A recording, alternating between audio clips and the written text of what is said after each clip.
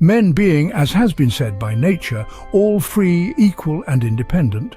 No one can be put out of this estate and subjected to the political power of another without his own consent. The only way by which anyone divests himself of his natural liberty and puts on the bonds of civil society is by agreeing with other men to join and unite into a community for their comfortable, safe and peaceable living one amongst another, in a secure enjoyment of their properties, and a greater security against any that are not of it. John Locke's work, Two Treatises of Government, outlines the terms and conditions of the social contract that lead humans from their natural state to social coexistence and political life. In contrast to Thomas Hobbes' philosophy, Locke believes that man's physical state is initially peaceful. To understand Locke's political philosophy, one must examine the historical context that influenced his thinking.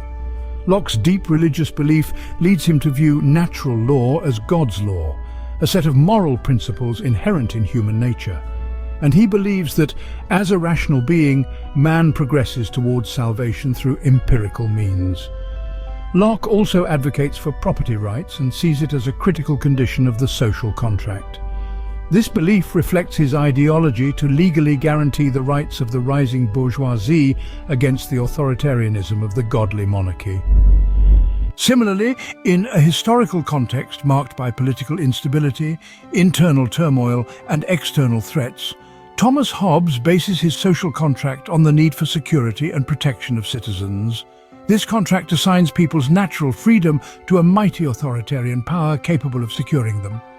In both cases, there is a possibility of withdrawal.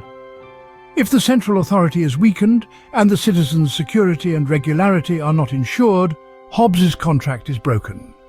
In Locke's case, people are justified in a political revolution and the overthrow of rulers when they betray their trust and fail to secure the individual rights of citizens, including safeguarding and enhancing private property. This possibility of withdrawal is a key aspect of both philosophers' social contracts, reflecting their differing views on the role and limits of political authority.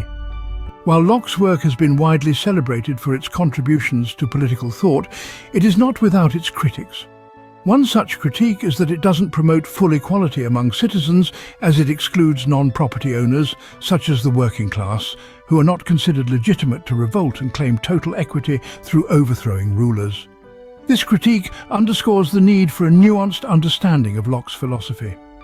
Political philosophy has evolved from the divine origin and incitement of monarchs' totalitarianism to universal equality of rights and unpretentious and unnegotiable respect for every human being. However, the elimination of gender, racial, ideological and religious discrimination has not been completed yet in politics today. Locke's philosophy, with its emphasis on individual rights, the legitimacy of political powers, democracy, social equality and popular sovereignty, has not only been a guiding light in political discourse, but has also left an indelible mark on modern political thought.